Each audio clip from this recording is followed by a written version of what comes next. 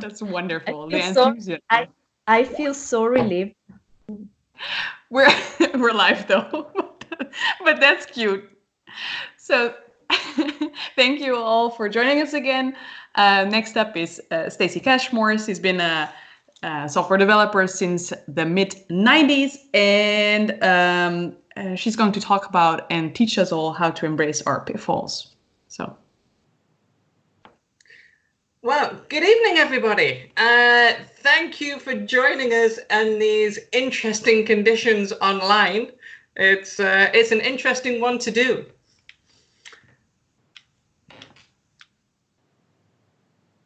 At Independer, the Netherlands' largest online financial advice website, we were late to the continuous integration and delivery party. We had a release flow and it worked for us. It gave us a little bit of flexibility. We could do hot fixes when we needed to within a couple of hours, and we even had weekly releases. But it was also really cumbersome. There was a huge amount of manual effort involved in getting our website from our source control and into production. Some automation that we had already done in the past, it was simply PowerShell scripts. They had to be run manually and at the right time, or things broke. It was really quite fault intolerant. And on top of all of these things, our developers didn't know how our code got from our source control and into production. Basically, it was out of date. As developers, we wanted to work in a more modern way. We wanted to get fast feedback. We wanted to know that we were building the right thing and also know that we're building it in the right way. So we spent a lot of time, effort, sweat, tears, and of course, money to try and move the pipeline forward. So when we got through that journey, we were doing continuous integration and delivery. No, not really. Like a lot of companies, we were still at the start of our journey, because moving to a real continuous integration and delivery flow, it's not only about the tooling, it's also about people. And people really struggle to make changes, even when there's a really good reason to do so. After all, we know that smoking kills, and people still smoke. We know that drinking is quite unhealthy, and people still like a drink. Motorbikes are maybe the most dangerous standard form of transport that we have, and I still love riding my bike, much to my mum's disappointment. Now, when you get people involved, things can take longer than we'd like it to. Sometimes the pace of change can seem glacially slow. You want to try something, you're there, you're running. And yet other people, they're still trying to find their feet. And even others are digging their heels in. They are actively trying to slow you down.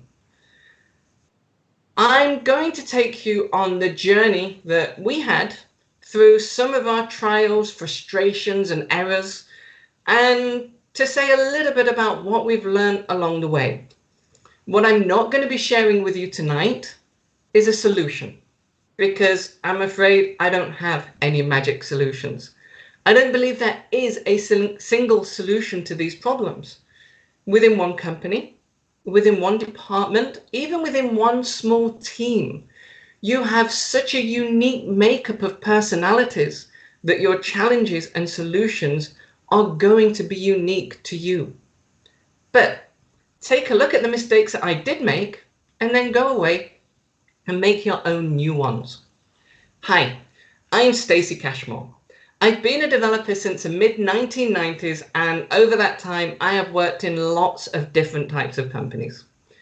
I worked for Independer for nearly 14 years, and I'm really honored to say that when I first joined in 2006, I got to help implement that first real release flow that we had. Just before I left, I got to kill it, and I got to replace it with something far more agile and far more fault tolerant. In this session, I've got two stories to share with you, focusing on how we managed to improve our test automation and yeah, the issues that we had when we tried to do so. But before I get into my stories, I am going to mention the elephant in the room of tooling, because if we're going to automate, then of course we do need tooling. And with current technology, it's relatively easy. You've got lots of different tools out there that can help you. You've got Azure DevOps, Jenkins, etc. And you can build up a complete system to track your changes, to build your code, manage your deployments. You can even integrate your feature toggles so that you can code in a faster to master type way and get lots of insights at every step of the process. And none of that is going to help you at all if people are afraid and unsure of this new system that you've built. Because when that happens, they're going to find ways not to use it. And even a perfect system that gives you total visibility on everything, it's not going to help you that much if it's being used once a month for 1,000 file merge. So yes, tooling is super important in what we're doing, but it's not the silver bullet that's going to solve all of your problems. The people involved, they are just as, maybe even more important. And believe me, they can be a lot more difficult to take along the journey.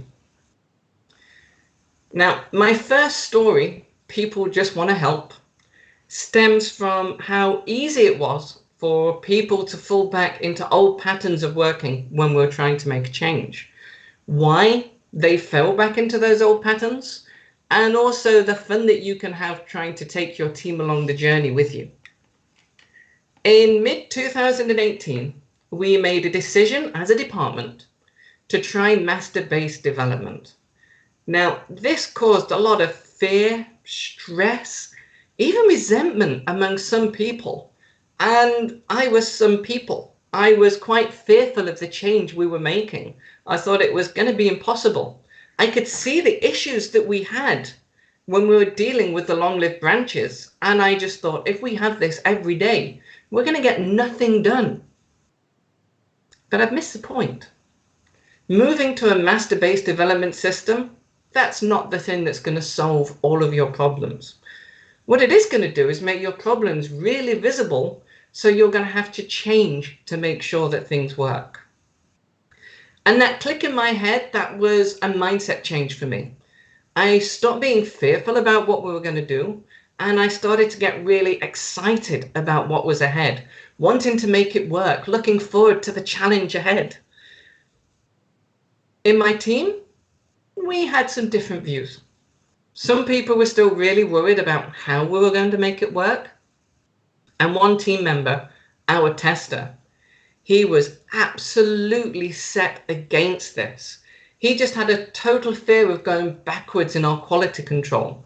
For him, the only way he could guarantee quality was to have long-lived branches and long test cycles. Now, because we were at total opposites with each other, we had some really difficult retrospectives. I feel so sorry for the other team members that had to put up with us. But eventually, and I'm not sure why, I'm afraid, but eventually we started to have some really useful discussions. Not just arguing with each other, but actually about why he had such reservations about this. Why he was so insistent that no other company in the world would ever dream of working in master-based development, and why we were being reckless even trying this, to the point of irresponsibility or even negligence. His point was, it wasn't possible to test anything, no matter how small the change, unless it was living on a long-lived branch where he could just test away until he was sure it was okay. He did concede that maybe in the future we can do this, but we've got to wait until we have full coverage. Full unit test coverage, full integration test coverage, and full end-to-end test coverage. Without perfection in these things, we couldn't even dream of starting. Me, I wanted to be a little bit more pragmatic. Our code base was huge, and there was a good portion of that was legacy code. Some of it was a decade old, and it was still doing what it needed to do. There was no reason for us to change it, so we're not going to rewrite it just so that we can put in the testing that we know we're missing. But maybe we can do some small changes without waiting for this perfection. The big changes, sure. Even I admitted we needed the security of knowing we weren't breaking things at that point. But let's be pragmatic. Let's see what we can change and move forward. And there's no time like now to get started with this. As a team, we were already playing catch up with our testing. As I say, we had legacy code, and for historical reasons, it wasn't tested. So we were working in a best effort basis to try and introduce unit tests and end-to-end tests so that we could have more faith in what we were doing. But there's a problem with best effort basis to try and improve our lives, and it's just not good enough. Whenever we're short on time, the first thing that gets dropped is our best effort things. And in software development, when you ever not short on time? So by doing this in this way, we weren't making life better for ourselves. We were just making it worse more slowly.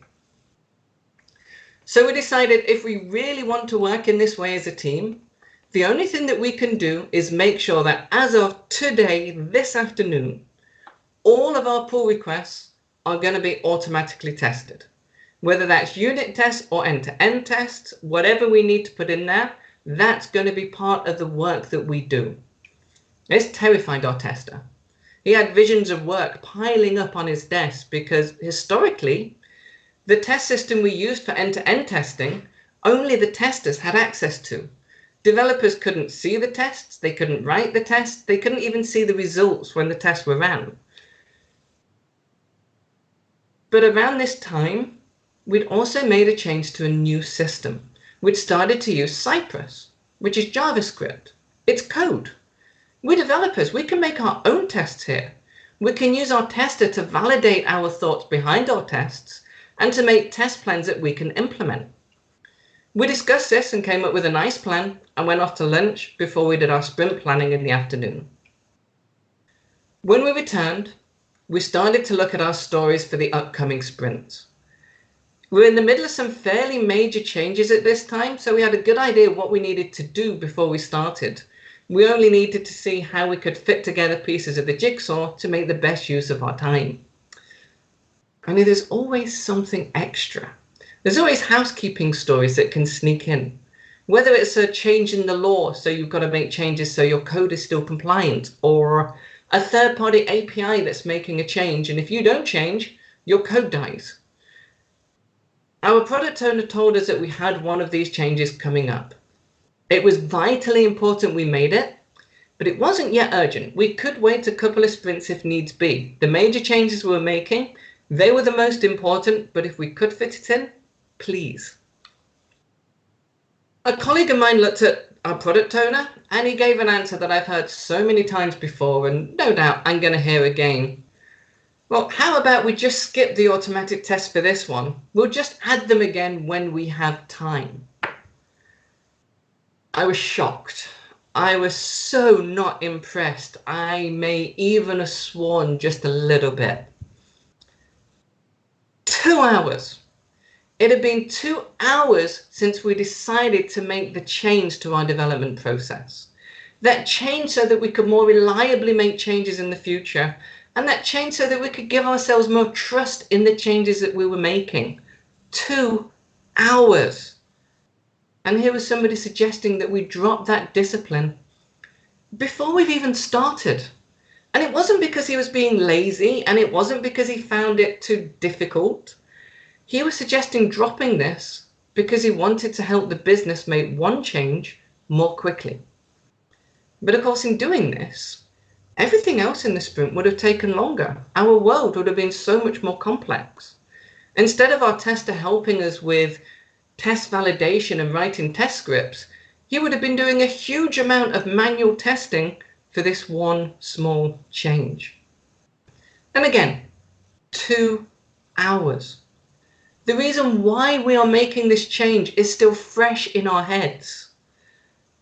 Imagine what it's like days or weeks in the future when it's not so fresh in our heads and this kind of thing comes up.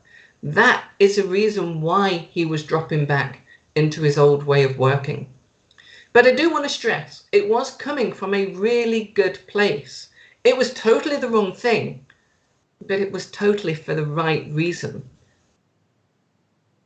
But that right reason, that gain in speed, it's really short-lived.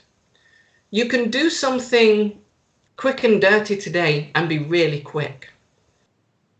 Later on, you might still be okay, but eventually you're going to have to crawl through the morass of all of these quick and dirty changes, and anything you do is going to be painfully slow, whether it's a quick fix or a real fix. And when you reach this point, who's the biggest loser? It's the business, the very person he was trying to help by dropping the discipline. Thankfully, our product owner was superb. She is fantastic. She was really behind the idea that we put forward, and she accepted what that idea meant for her. It meant that we were going to have to slow down at the start. We were going to have to learn new ways of working. We were going to have to learn new tools and new syntax. And we were going to have to get used to all of these new things on the job as we went along. Now, hopefully the idea is, of course, that as our coverage increases, we can get back to our old pace. We can reverse this. And you can reverse it with the knowledge that everything we write is already backed up by automatic regression tests. So any changes we can make with more faith, and we can also make them without hours of manual regression testing.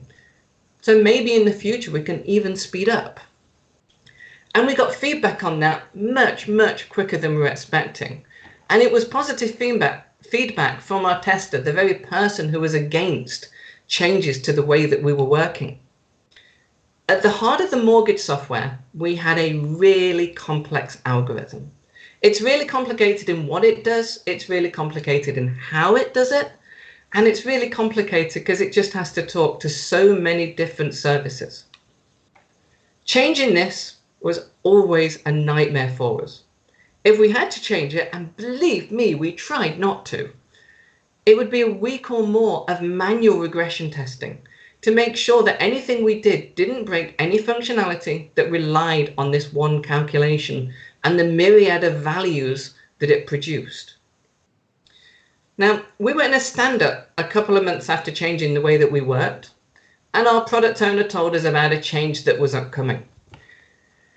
The tester gave us a look that I've only ever got from him in the past, really stern, staring at us, and said in a really gruff voice, "Does this mean that you've got to change that algorithm?" And we kind of looked at our feet and sadly went, "Yeah, I'm afraid it does." And he said, "Oh, okay. As long as the automatic test run, it'll be fine." I almost fainted. I really can't overstate how amazing that made me feel. I have told this story dozens of times in talks and in rehearsals, and I still get goosebumps at this point, just remembering that experience. We had spent just a little bit longer per change over the preceding sprints, and here we were with one complex change, saving a week's worth of manual testing. And on top of that, we had a much better feeling about what we were trying to change. Now, I'm not going to say that as of that point, everything was blue skies and sun regarding automatic testing, but I can say with some confidence from that point on, we got a lot better than we used to be. And as a team, we also learned not to fear missing value if we can see slowing down now is going to give more value back in the future. Now, my second story deals with a wider set of changes, looking for quick results in a change that we wanted to implement and dealing with a wider audience outside of my team, even outside of my department. In order to go on our journey to introduce continuous integration and delivery, we had a broad spectrum of changes that we needed to do. The way that we managed databases, the way we managed our servers, our deploys. And in order to cope with this, we introduced a CI mini group to focus on all of the different points. The problem was everybody in that CI mini group also belonged to an actual Scrum team, which meant, again, we were doing this on a best effort basis, and everybody has their own priorities in their teams, and it was difficult to spend the time needed in order to move this process forward. On top of that, we made milestones for ourselves, and we were waiting for too much perfection before taking the next step. We're waiting for everybody to catch up rather than showing the world what we were doing at a time when we could provide extra value back to the company. So a small group of us got together and decided, we think that we can get our releases fully automated and released on a daily basis for 95% of the time and mitigate the other 5%, and really allow us to get our value to production faster and limit the amount of time that people need to take for release because they're going to be smaller. We spent an afternoon trying to figure out the gaps in our process, what we needed to change, which automation we needed to introduce. And then we spent another afternoon putting together something to communicate to the business. We did say that this isn't something that we can just suddenly throw out there and go, surprise. Unfortunately, the business found out before we could talk to them. And we just got a short and sweet message saying, the business is not going to accept any more deployments than we currently have. Stop what you're doing. As one person in our mini team said, very courteously, that's really disappointing. Me? I wasn't quite so courteous. I started to write my thoughts in an email going a little more in depth in how I thought we should be handling this. And I pretty soon realized that, you know what, this email isn't 100% productive. I'm venting my frustration more than anything else. But it was venting my frustration. It was helping me. So I checked who I was sending it to, and it was safe. I wrapped my frustration in rant tags so people knew that I was just venting. And I even ended the email on 2 or 3 actionable points that would allow us to move forward without causing any problems. I thought this mitigated the venting. My manager disagreed. Cindy, I'm sorry. But the other people reading the email, they nodded along to it. It allowed them to open up and also vent their own frustration about where we felt we were being curtailed in what we wanted to do. So we spent an afternoon clearing our heads, having discussions, sitting, drinking coffee and complaining. And it felt really good because we're people. But on its own, it didn't really do anything for us. But it did work that stress out of our system and allowed us to take a step back and start to think, how can we work with this? We started to have direct conversations with the business, and we started to see where their real bottlenecks were. And it turns out the business weren't against daily releases. They were against the sheer amount of testing that it took to get something to production. Even more than that, there was a worry with part-time workers amongst them, people going on vacation, people being ill, that because we released everything in one blob, one person not being available could hold up the entire company, and nobody wanted that resting on their shoulders. I thought, this is great. This is really useful information. We've got a real bottleneck that we can see. It's tangible. We can get our teeth into it. At this point, that whole disappointment and frustration's gone. My brain has kicked into gear and I'm excited again to move forward. How can we change our current process to reduce the burden on the product owner and at the same time remove them as a bottleneck for everybody else? I did a couple of thought experiments trying to mitigate these issues and quickly realized mitigation is not going to work here. The only way that we're going to solve this problem is really by removing their work. And that meant a big change to our process. Now, I can't do this for an entire department. 30 plus developers and all the ancillary people around us. You can't run an experiment with that many people that simply. But I can do it with my team because we're 6 or 7 people and we can quite easily change the way that we work with agreement with each other.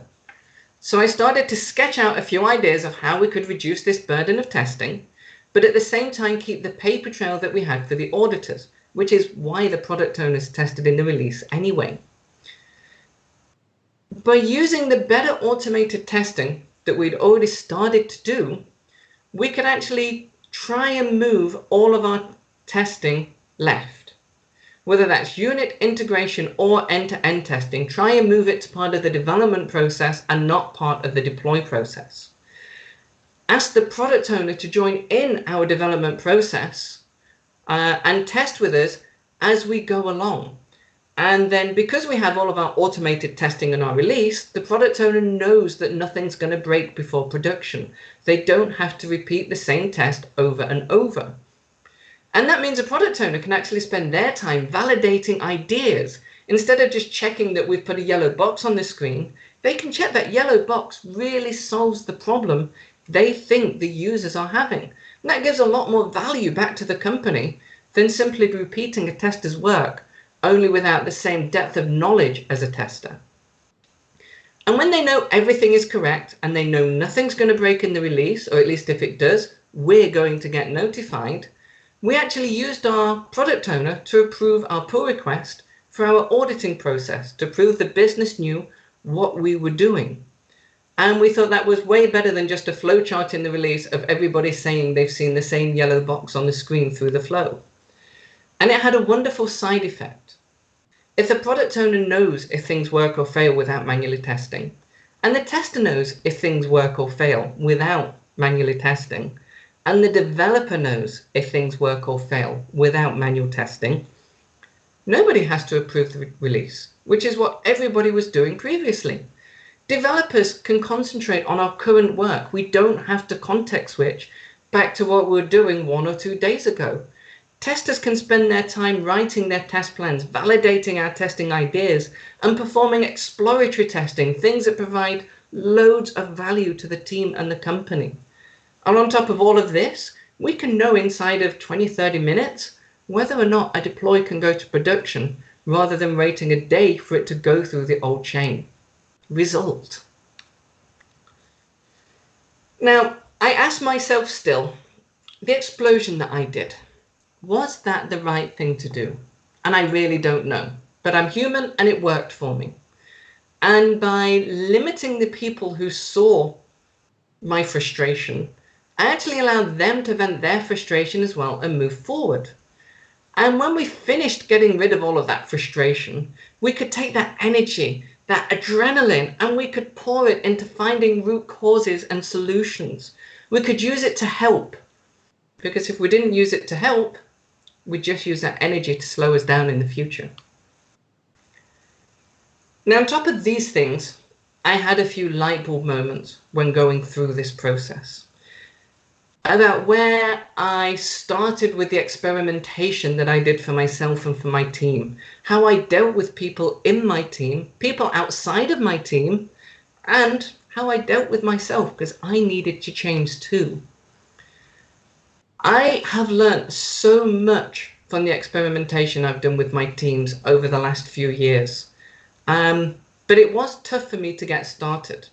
What eventually got me going is just by looking at what was causing me the most pain, what low-hanging fruit was there that I could pick up. And as I started doing experiments and getting used to it, I started to feel more comfortable expanding the range of these experiments and making them more complex and including more people. And when it failed, and it's gonna fail if you do an experiment, you have to remember not to get disheartened by it. You need to take a step back, look at what went wrong, learn what needs tweaking, and then repeat your idea. And it's a cycle that you can do over and over until you arrive at something that works for you and you've got a great solution. Whatever you do, when you get this failure, don't take it as a sign that you need to stop and revert back to what you were doing before. Learn from it and use it to move forward. And once you get into the flow of doing experimentations and you want to make a bigger impact, share it with a wider group. I started this by just doing lightning talks within my department update, just 5-10 minutes, about the experiments that I've been working on for myself, for my team, what we were trying to achieve, what we'd learned, what had gone horribly wrong, and just tried to let others see that there's possibilities with experimentation and light that spark inside somebody else so they can start experimenting too. And when you do this, you have got to let your enthusiasm burn brightly inside you. You've got to let others see that this thing you're doing makes you so psyched. You get this knot in your stomach just thinking about it. Each step along the way, it fills you with that joy of success. Questions when things go wrong, and oh yes, just occasionally, complete and total frustration when nothing you do works. And remember that not everybody is going to feel this way about it. Some people, they're going to fight you tooth and nail for every change that you're trying to do. And something that I really had to learn going through this is that generally, these people are coming from a good place. They're not trying to sabotage any change that you're doing to improve your processes. They care deeply about what they're doing and they don't want to break it for no reason. They may see roadblocks that you don't. Sometimes they'll be wrong, sometimes they're going to be right. And I got more insight from my colleague, that tester, who blocked me at every step that I tried to do, than I did from the colleagues that weren't. I learned why they were concerned, and we came up with a joint approach that led us to a much better place. I'm not going to lie and say that we didn't get frustrated and annoyed with each other. Of course we did. But the joy at success when we did something together was fantastic. And a final thing that I had to learn when going through this process is, you know what? Some people just don't have this passion for change. Some people aren't going to get that knot in their stomach when they're trying new things, when they hear about new ways of working or new technology that can really help you. Some people want to come in, do their job, and go home at the end of the day. That's fine. There's nothing wrong with that. Just don't get discouraged by it when it happens. And that's easier said than done. Don't get frustrated by it. That is much easier said than done. And most importantly, don't let it stop you carrying out experiments and improving yourself if you want to. Thank you for taking this time to allow me to share my experiences with you. Take the lessons that I've learned and then go away and make your own mistakes with your own improvements. Learn from them and then share those ones with others as well. I'm sure Flo's going to be around to help with questions in a few minutes, or of course you can always catch me on Twitter at Stacy_Cash. I really hope you've enjoyed this virtual meetup. I really want to thank Flo and the team for setting this up so that we could still do this even with the world as it is today. It's been amazing. Good evening, everyone. Yeah, and thank you for being so incredibly flexible, Stacy. You're welcome. So thank you for both Sarah and Stacy for being so incredibly flexible. I want to say a couple more words. I didn't see any questions in the chat. That's because I assume that everybody was just nodding along. It's everybody recognizes these stories, I think. And two more things. We have tentatively scheduled the next meetup for April 16. So if you would like to talk at that meetup, then let us know and we'll schedule that. And then there's the topic of DevOps Days Amsterdam, which was originally scheduled for June 17 through 19 in Amsterdam. We're discussing basically as we meet up what is going to happen to the conference and in what way, if at all, it takes place.